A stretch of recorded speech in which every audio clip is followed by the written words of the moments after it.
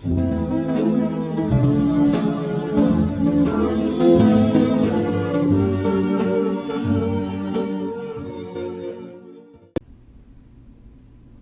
back to the Retro Horror Academy. My name's Daniel Richardson, and today we're going to be looking at the year in horror 1935. I do want to apologize. I know we had a huge gap, a longer than normal gap between years, but we just moved here. The TPS studios have moved, so hadn't had a chance to sit down and do this just yet, so I do apologize that this is a little bit later than we normally do, but we got ourselves a big show today because there are 9 horror films from 1935 that we're going to be ranking. We got 2 inductees into the Horror Hall of Fame. It's 1935, and this is the year that the Hays Code, the Hays Production Code, is really cracking down on horror. And you're going to be, hearing a lot of, the different changes and things they made, throughout. But this is the year they start tightening the screws on us and us horror fans. But before we get into it, let's talk about the Horror Hall of Fame, shall we? We got 2 inductions. The first one I want to throw at you into the Horror Hall of Fame, Samuel Goldwyn. Yes, of Goldwyn, or Metro-Goldwyn-Metro, of MGM fame. Or Mayer, that's what it is, Metro-Goldwyn-Mayer. He's the Goldwyn in the middle of that whole thing, of that MGM sandwich. It may seem kind of unorthodox why I'm putting him in there. Maybe he doesn't have the same credentials as everyone else who's been in the Horror Hall of Fame thus far.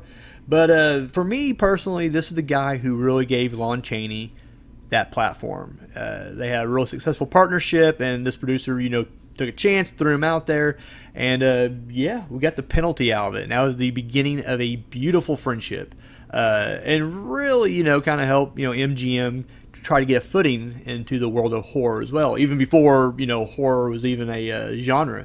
So, Samuel Goldwyn, take your place among the horror greats. You've earned it. And then the second one we're going to go with, the second inductee into our prestigious Horror Hall of Fame. I always butcher this dude's last name. F.W. Murnau. We're going to go Murnau. Anyways, you guys know him as the director of Nosferatu, which a lot of people say is his masterpiece. He also directed Faust. This guy, brought us a chilling masterpiece in an era of silent films. And a lot of people who don't even like silent movies will still give Nosferatu its props. So F.W. Murnau definitely deserves your spot in the Horror Hall of Fame. So, buddy, jump right on in. We welcome you with open arms. So now we got the Horror Hall of Fame out of the way. Let's get to the top 9 of 1935. We're going to begin with number 9. A little movie called Condemned to Life. We basically find out that there's all these murders going on. And of course, a lot of people are believing that it's a vampire who's doing it. And this man realizes that when his mother was giving birth to him during her pregnancy, she was indeed bitten by a vampire bat. So there ain't a lot to say on this one as far as like the notes I was looking as I was researching, the history of this movie, except that it reused a lot of stuff from other horror films. So it reused the sets and costumes from The Bride of Frankenstein, and then it reused the sets and even the music from The Vampire Bat. This movie was alright. I don't think it deserves the low score it has gotten, which I'll get into that in a second on IMDb. It has that kind of like horror or terror in the jungle, or I guess terror in the tropics, whatever you want to call them. The giant killer ape type movies and voodoo horror and stuff like that. It starts off like that, and then it kind of goes, a little beyond that. I thought it was all right. I think, really, I guess the reason why this is kind of ranked as low as it is, I think why the Academy went as low as it did, it's very predictable. A lot of the movies that came out around this time were very much kind of cut from the same cloth. And so you really need something like strong performances or a good, good story or whatever to kind of stand out. And this is just very much by the numbers. And Yeah, not much to say beyond that. Actually, I enjoyed it. It's worth a watch. I do kind of like the idea. I guess, spoiler alert, skip ahead about 30 seconds or so. We kind of find out what's really going on, but it's still kind of tragic. I mean, because his manservant, who's just hunchback, which is kind of as the other cliche back in the day. You had your hunchback assistant or whatever.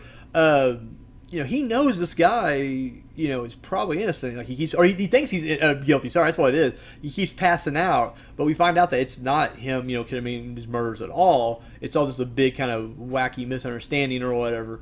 And so anyway, but the village people are frightened and they're freaking out, and they're going after this guy, and then the hunchback takes the fall at the end. I don't know. Like I said, it's all right, but yeah, definitely number 9.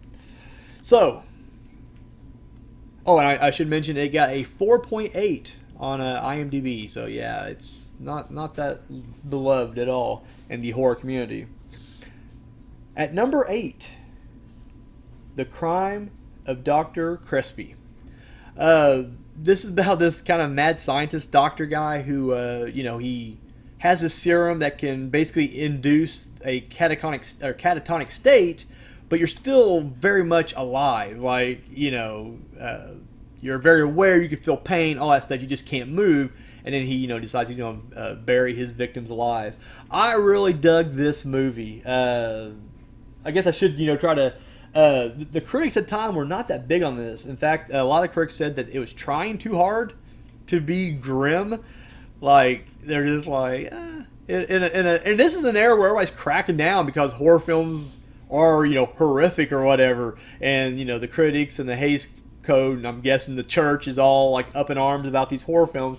And with this one, they're just like, it was trying too hard to be gritty and grim and dark. And it's like, really? A lot of people kind of... And I thought he did good. I'm going to butcher this guy's name. Eric von Stroheim? People crapped on this guy. He was the main bad guy, the villain, if you will. And said, his performance wasn't that great. But they did love Dwight Fry. Dwight Fry gets a lot of, praise just heaped on him. In fact, this was, I was really surprised to see this. This was actually the highest billing that Dwight Fry ever got. And it's not even that high. But, which is kind of a shame because I'm like, dude, Dwight Fry was, really good.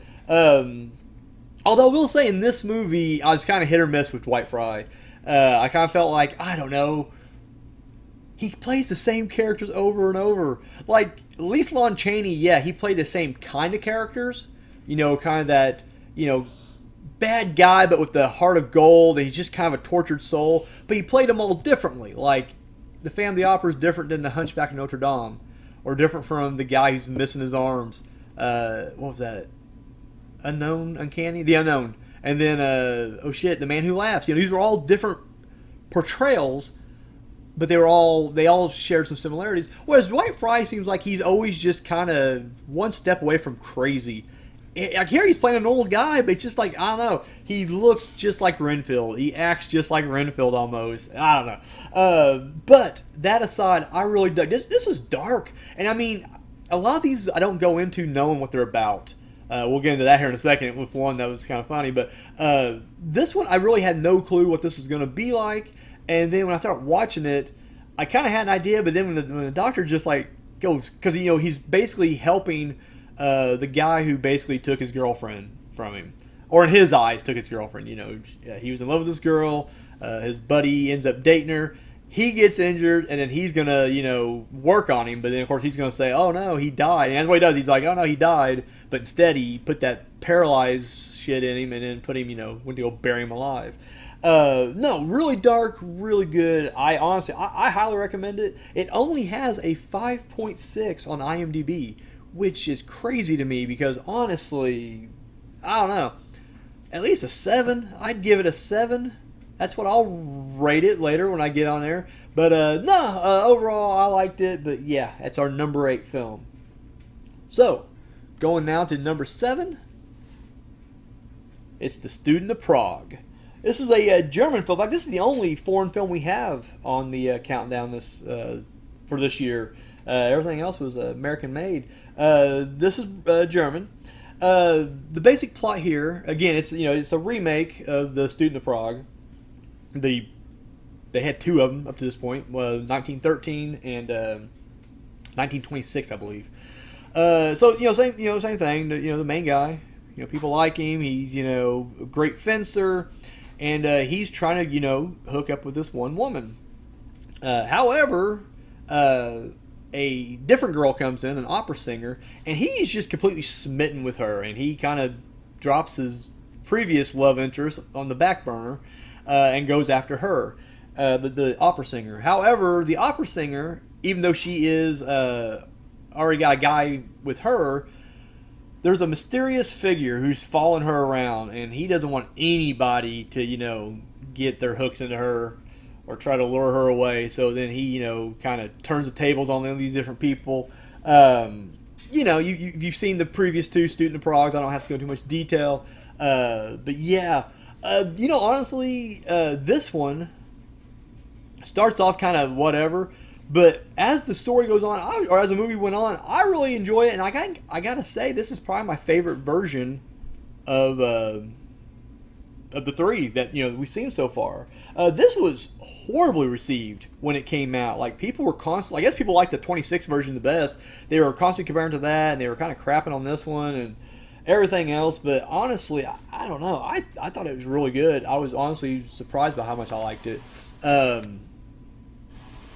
I guess I like the inclusion of the other woman, which I don't think has been a thing up until this point, because at this point he's always trying to get that one girl, and he was always out of her league. Here he's got another girl who's all about him, but again, he's just trying to hook up with this opera singer. My thing is, like, why didn't the evil guy, Carpus? We'll just call him Satan, because that's pretty much who this guy is. Like, why didn't he go after the guy that opera singer was already with? Like, he doesn't. I mean, it does. I guess in a way, the way it plays out, that guy's taken care of. But it's like, that wouldn't happen unless the main guy got involved in the story. I don't know. I'm talking in circles. If you guys haven't seen it, I'm probably confusing the shit because I don't remember names. I'm sorry. Watched a lot of horror films from 1935 right now, so a lot of the secondary names are out. But anyways, but no, it makes it much more tragic, and they all end the same. They all end with the main guy killing his doppelganger, but then it turns out, nope, you just killed yourself. And here, he's got that young girl who he was trying to hook up with initially. She's madly in love with him. You could tell that the opera singer has feelings for him. It's just like he gets everything he wants, gets the money, the girls, but he's never happy with it, and then he's haunted by his doppelganger doing some doppelganger shit. So, but no, overall, I really dug it. This has a 7 on IMDb, so I mean, I wasn't the only one that liked it. People clearly thought it was a good film. But like I said, for whatever reason, yeah, people crapped on at the time. So anyways, number 7, The Student of Prague. So now we move right on now to number 6, a movie called Mad Love.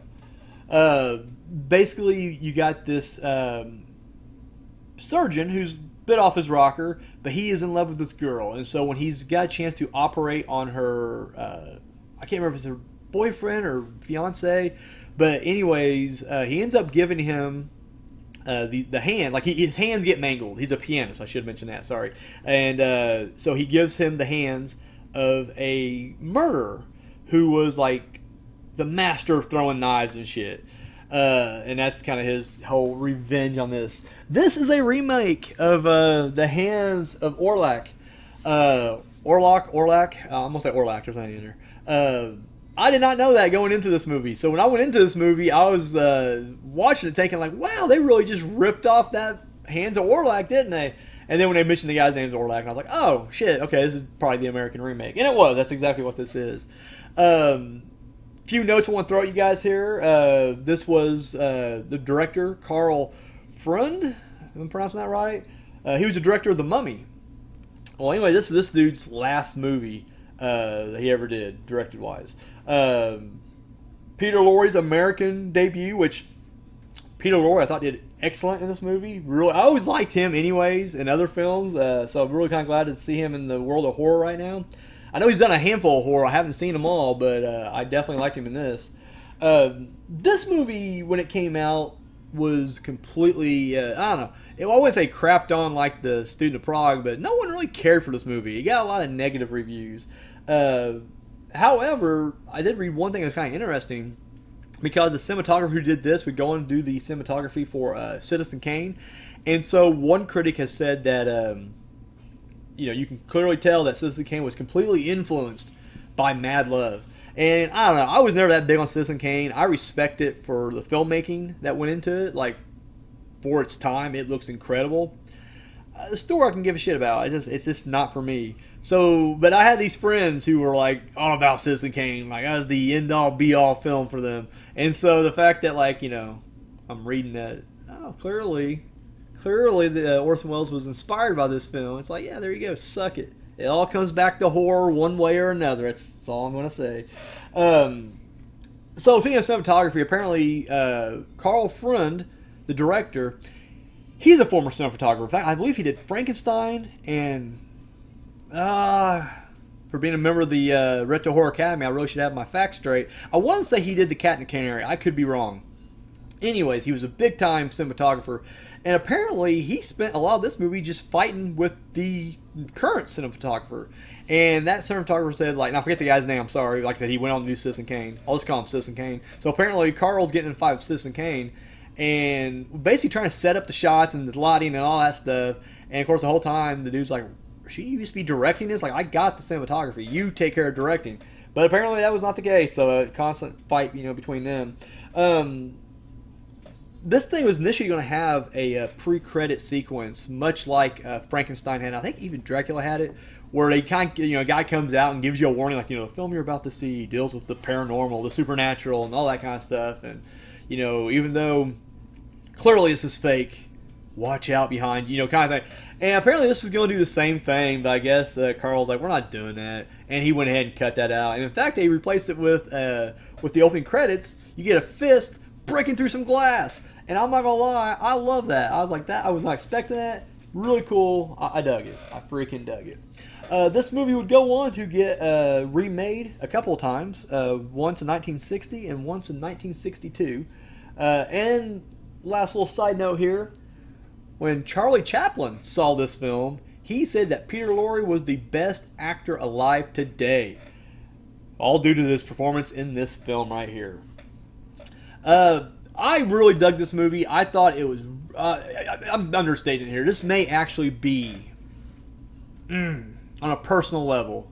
Like, I know the Academy, as a group, we put it at 6, but this may be my number 1 or number 2 of 1935. Maybe number 2, and I'll talk about my number 1 later. But I really dug Mad Love. I like the original Hanns of Orlac, so it's an updated version of that. I like the acting more in this one.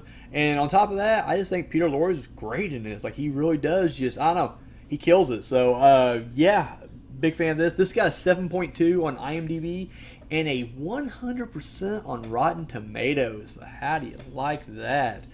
So yeah, Mad Love, I would highly recommend it. Yeah, definitely check it out. So now we move right along to number 5. And that film is The Black Room. Of course, there's an ancient prophecy that the king will be killed by his younger brother in this, what's been dubbed the Black Room, which is basically like a torture chamber / killing room where they store dead bodies. However, the king's like, no, and he kills his own brother and then starts impersonating him, because they're twins. I should have mentioned that, sorry. He starts impersonating his twin to try to throw everybody off the scent there. So this thing right here, it got good reviews, but everybody was praising Boris Karloff, as they rightfully should. In fact, he was actually nominated for a Screen Actors Guild Award for his performance in this movie. I'm going to be honest with you, I was not as big on this movie as others. Now, with that said, I love Boris Karloff in this movie. I thought the acting was fantastic. And the story was good. I mean, it has like a Man in the Iron Mask kind of vibe to it, so. But this movie I just kind of found, I don't know, a little boring, I guess. I don't know. I couldn't quite get into it like I was hoping to. Yeah, so for me, for me personally, I'm not that big on this. This would have went a little lower on my list, but hey, it's 6.9 on IMDb, so other people like it. Like I said, people at the time liked it. I didn't say Boris Karloff's performance incredible, but the rest of the movie for me, just wasn't as big on it. So now we're moving along to number 4, Mark of the Vampire. So we got some murders, and people are going right to vampires. Sound familiar? I feel like that's been kind of the theme since Dracula. The vampire bat. And then what do we have earlier on this one? Condemned to Live. So it's just like, yeah, vampires. That's everyone's go-to now. However, maybe it wasn't vampires. Maybe it wasn't vampires. So this movie right here was a remake. So this is directed by Todd Browning, who actually directed Dracula and Freaks. He also directed the most famous, probably, lost horror film in London After Midnight. And so this was him remaking it as a talkie, because I think that London After Midnight was silent, if I'm not mistaken. Of course, I had Lon Chaney in that one. So, but this one we got Lionel Barrymore and Bela Lugosi. So, anyways, he finally got to remake this right here. The problem with this is when I went into this, I don't know how I did it. I must have actually just looked it up or saw something when I clicked on it. But like I knew it was a remake of London After Midnight going into it, and I already knew the plot. Like, even though I'd never seen the movie, obviously, because it's been lost, I did know the plot of it already. So I already knew there was no vampires, per se. In fact, he was a fake vampire. He's an investigator who was investigating the murder, and he was pretending to be a vampire. And I do change up a little bit here, but yeah. So that was that. So going into this, I already kind of like, well, okay, they're not really vampires. So I was already I knew the twist ending already going into this thing. Apparently, that was another big thing on set that they talked about, was that the vampires, knowing they were vampires, was apparently a big secret, even to the cast and crew. Like, Todd Browning didn't tell anybody this until it was, came time to shoot the scenes, and then he gave out the scripts and everything. Apparently, the woman who played, you got Bela Lugosi playing a vampire, and then you got supposed to be his daughter. I think her name was Luna. Bella and Luna. I forget, Count Morrow, something like that. I'm just going to call him Dracula. But Dracula and his daughter. Anyways, so apparently the actor and actresses, they were very disappointed because they really thought that it should be supernatural. And I did read one guy who reviewed this, and their thought was kind of like, in the 20s and, early 30s, well, I guess, not even early 30s, but, mostly 20s, you always had these, giant gorillas running amok, or, some kind of phantom or ghost that was, and it always had the Scooby-Doo ending of like, oh, no, it's just a guy behind a mask the whole time. But once we established, Dracula and the Mummy and Frankenstein's monster, these were all real monsters that weren't just a guy behind the mask, I guess the feeling was like, it's kind of hard to go back to the Scooby-Doo ending when we've already had real vampires or whatever. And that, that may be the reason why this kind of gets sour taste in some people's mouth. Even though it got good reviews when it came out, it seemed like in later years people were kind of taken aback by the, the fake out ending or whatever. So what, just Bela Lugosi's upset. A lot of people today, same way. Todd Browning apparently was very difficult to work for. I guess he was constantly demanding long hours, and I don't know, just kind of unpleasant in general to work with. But, is what it is. And again, I'm not sure exactly, there wasn't really any hard stories beyond that. In fact, I think Lionel Barrymore said he actually enjoyed working with him, or Bela Lugosi really enjoyed working with him. So I don't know. They've worked together before, so clearly, maybe he wasn't as bad on the actors as he was the crew. But anyway, so other little things to note here. So I haven't been talking about it a lot lately, but I'm going to get into it with this one. I mentioned at the top of the show that censorship was a big thing this year, and the Hays Code was firmly in power, and so a lot of movies had to make cuts. Now, I haven't been mentioning it, but just know that every single one of these movies I've been reviewing so far, up until number 4, they all had to make cuts. A lot of them were banned in other countries, including this one. A lot of them were, edited down for whatever reason, usually for blasphemous reasons, or sometimes, in the case of Mad Love, they did a surgery scene. They cut that whole thing out, so they didn't want too much gruesomeness on the screen or whatever. But this movie really seemed like it got hit because there's a scene where you see Bela Lugosi with blood coming out of his temple, almost like he shot himself in the head, or he was shot in the head. Apparently, in the original script, now I'm going to tell you the full thing, but note that there's been some debate and controversy surrounding this because some people claim no, this is BS. Some people say oh no, this is what happened. I'm going to say I'm kind of going in the middle on this thing, but apparently there's supposed to be some implied incest between Dracula and his daughter. Now, even though we'll find out at the end of the movie that they're not really father and daughter, or at least I don't think they are, but they're not really vampires or whatever. But the idea was that this is why they became vampires, was because they were involved in incest, and then he couldn't take it anymore, and maybe the daughter killed herself, or he killed her, and then that's what it was. He strangled her, and then he shot himself. And so that the fact they committed suicide with the incest on top of it, God turned them away at the gates and cursed them with vampirism, and that's why they're vampires. Now, like I said, some people have claimed that the incest thing is complete BS, and they wouldn't even attempted that back in the 30s. Whereas the suicide thing, they say is probably more believable, and that's where I'm kind of going with it. But either way, this was submitted into the whichever script was submitted to the Hayes production, and they flat out said no. So we had to alter. So you get a scene with him with this blood coming out of his head. There's no real rhyme or reason to it. And I remember seeing it and thinking that's really weird, but I just kind of brushed it aside because I was like, whatever. But that's apparently it.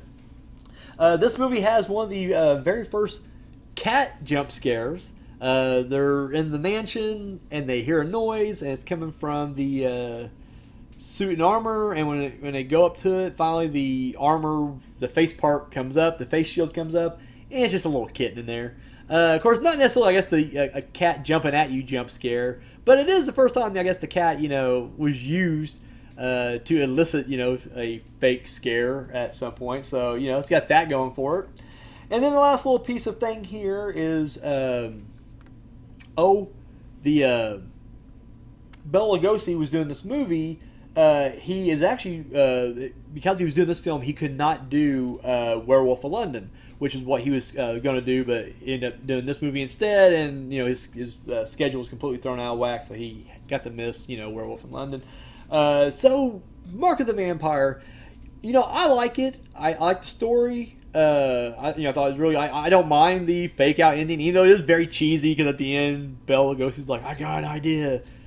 I'm gonna be a vampire on stage now. This is gonna be my new act," and clearly a wink and a nod to fucking Dracula. So that's cool. It's Todd Browning's movie, and Dracula. Bela Lugosi is Dracula. So as cheesy as it is, we let it slide. But it still comes a little hokey. My issue with this movie was it was just kind of going at a breakneck speed. It just seemed like we were constantly jumping from one scene to another, and I was like, well, what the fuck happened in that previous scene? Nope, don't matter, jumping to the next one. They do kind of explain it towards the end and kind of fill in the blanks, but I will just say it was kind of a jarring watch. I would like to see it again later down the road and see if maybe, knowing what, is going to happen fully, maybe it won't be as jarring the second time, but I'll just say the first time watch, it was just it felt like it was just kind of all over the place. This has a 6.2 on Rotten Tomatoes and an on an IMDb, and an 81% on Rotten Tomatoes. So it's not doing too bad as far as the critics go and everything, and the people on IMDb. Number 4, Mark of the Vampire. So what that means. We're now getting into our top 3, and at number 3, winner of the Bronze Skull Award, I give you The Raven. So The Raven, it's about this guy who is Bela Lugosi. He's a surgeon, and when he saves this young dancer, I think she's like an opera, ballet dancer or opera dancer. I don't know. She's a dancer. When he saves her life, he becomes infatuated with her, and he's just obsessed. On the side, he's a huge Edgar Allan Poe fan, and he has his own torture dungeon. It's replica. It's not like he's trying to hide it from anybody. Like, he shows people his toys or whatever. But he does have his own dungeon full of these torturous devices. So this was yet another pairing of Boris Karloff and Bela Lugosi. I believe this is the third and final in the 1930s trilogy of Edgar Allan Poe movies that Universal put out behind Murders of the Rue Morgue and Black Friday. No, the Black Cat. That's what it was. Sorry, the Black Cat.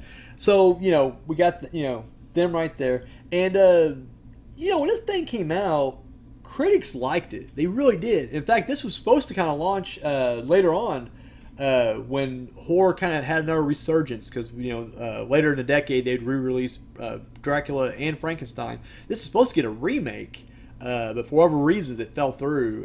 But they wanted to bring Bela Lugosi and Boris Karloff back, but like I said, it kind of went through. This thing got really good reviews, but people would almost like they didn't want to admit they liked it, and so it was one of those like, well, because it's a horror film, so you got a lot of that. Like, well, for the kind of film it is, it's a thumbs. And it's just like they can't just admit like, yeah, it's a horror movie and it's good. But no, they had to do that whole like, well, since it's horror, it's kind of hard to give it whatever. I don't know. This seems kind of blah. This movie itself got whenever I was talking about the Hays production code really, cracking down. This was the movie that got the brunt of it. This was the movie where a lot of people were just like, this was just horror for the sake of horror, and they were mad that it has very little to do with, the actual book, The Raven, which I guess this was kind of like, for most of Edgar Allan Poe adaptations at this time, they kind of adapted a little bit of everything. And so, like, the only thing that's connected to The Raven in this thing was, because, Bela Lugosi's character is a huge Edgar Allan Poe fan. He's constantly quoting and reading from the book The Raven. But I don't know. I'm okay with that. I'm cool with that. I think it's all right. Personally, I really dug it. I think this is better than Black Cat, and people kind of go to that as like the ultimate Karloff Lugosi team up. But I'll tell you right now, as of right now, The Raven, that's probably my pick. Boris Karloff, again, he's the last time I want to say Karloff was like the bad guy or the heavy, and Lugosi was the good guy, and here the roles are reversed. And so what happens is, of course, Karloff's not completely innocent. He's an escaped convict with a murder rap, and they're after him, and he wants his face changed. And so what happens is Lugosi makes him even more hideous, and then it's like, I will change you back and make you good looking, but you got to help me out, and with his plans to murder and torture people. This thing's got a 6.8 on IMDb and a 79% on Rotten Tomatoes. I'm sorry, I misread my notes there. This was not the one that critics loved, but lamented the fact that it was horror. This actually got bad reviews.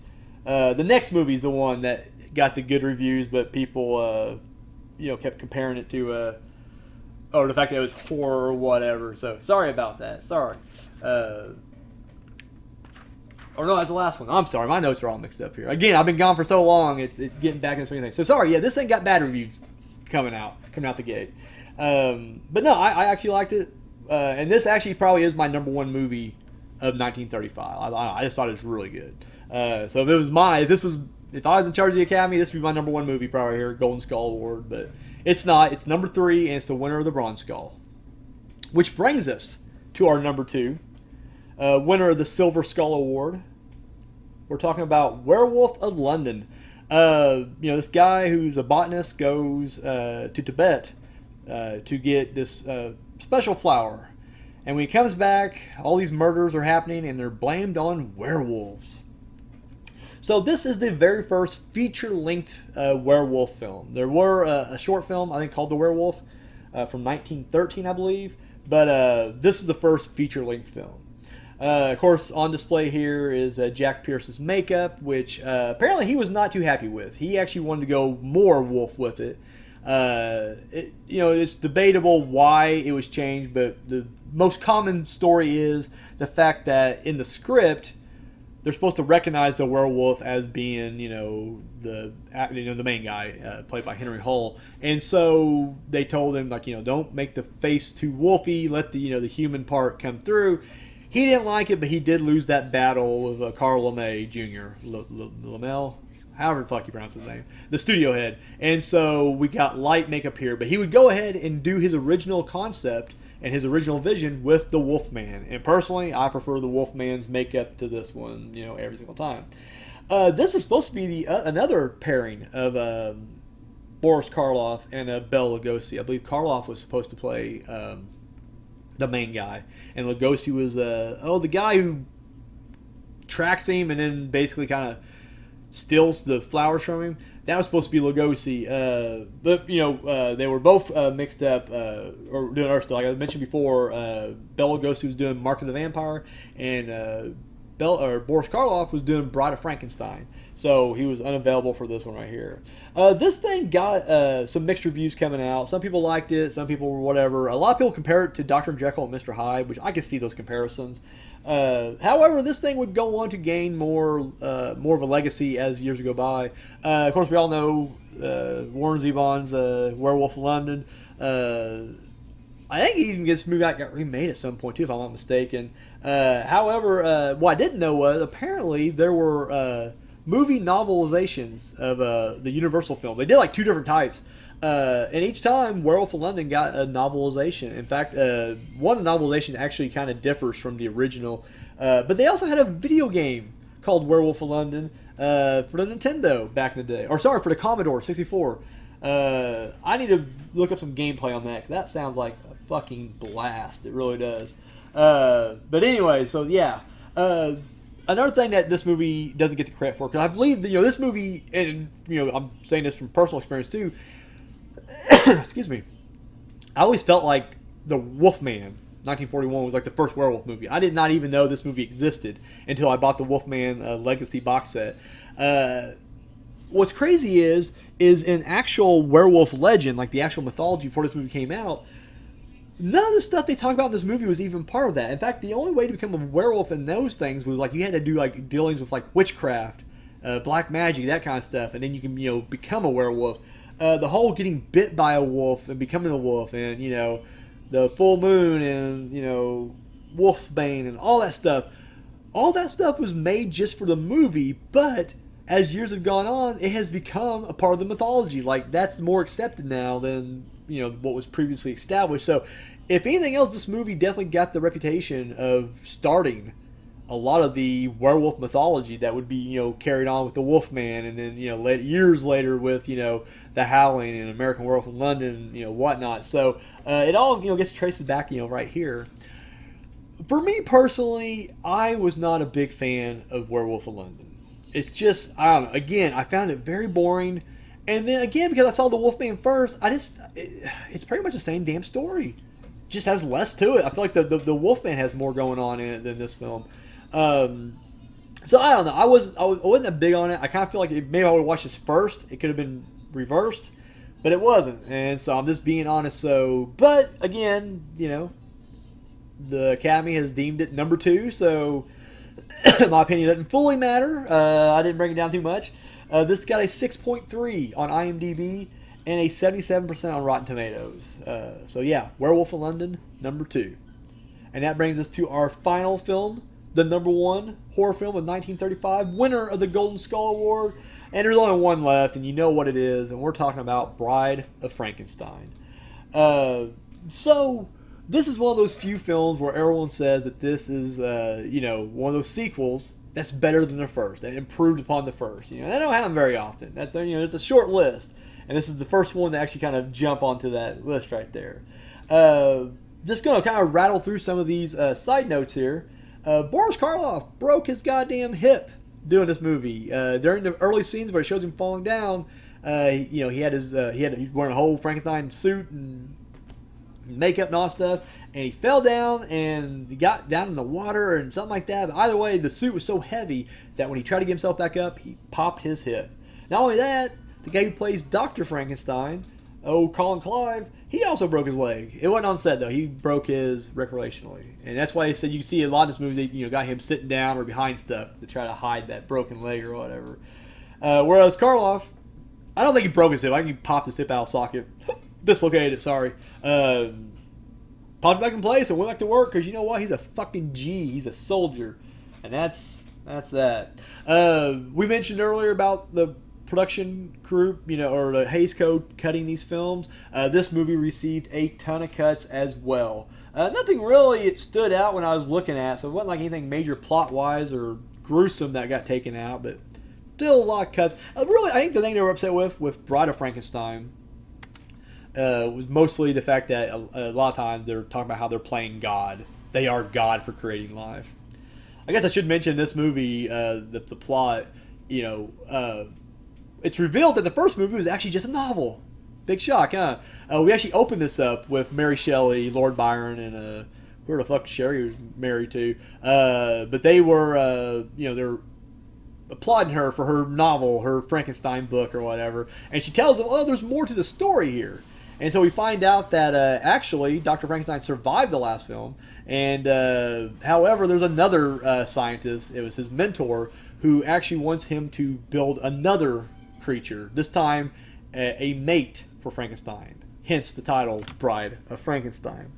This movie was crazy successful. It made a ton of money. Critics loved it. But this is the one I was telling you where critics would begrudgingly be like, well, I mean, it's a horror film, so I guess for a horror movie, this movie's good. So you got a lot of that with this one. It was nominated for an Oscar. However, it was for sound recording, which is kind of a shame because I think the performances across the board are really good on this thing. Even for her brief moment, the bride is so memorable in this film. It's it's crazy. We mentioned the blasphemy was kind of the big target of this movie. There's a lot of Christ-like imagery in this movie, a lot of crosses. Some people have even kind of said like they believe, even though James Whale was an atheist, that he created Frankenstein to be almost like he is Jesus Christ, and that Dr. Frankenstein is God. And so there's a lot of parallels there, but a lot of people say that's kind of buck because they're like, well, no, it's just the image, or clearly the subtext is there, or the themes are there. But that's not why he did it. I mean, he's telling the story picked up from the first one, and there were a lot of themes like that. I mean, it is about a person who is creating life, But again, I don't see how that's possible only because, like, well, if you believe in that kind of stuff, God created Jesus to be, goddamn perfect, whereas Frankenstein's monster is not perfect. He's bumbling around. He's learning, and he becomes an unstoppable killing machine in a few more movies, but here, starting off, not so much. So it's kind of hard to justify that. And that kind of goes with the other one, too. There's in recent years, a lot of people talk about there's a gay subtext that runs through this thing. Two different relationships with Frankenstein's monster and the old hermit. And just some of the stuff that surrounds that. And then the themes as well with Dr. Frankenstein and his mentor. And, like, again, people throw it out there now. And, you hear that with, like, Night of the Living Dead, George Romero, a lot of themes in that movie, and social commentary. But he'll even tell you, or he would have told you, like, he didn't plan on that. Like, that was just boom.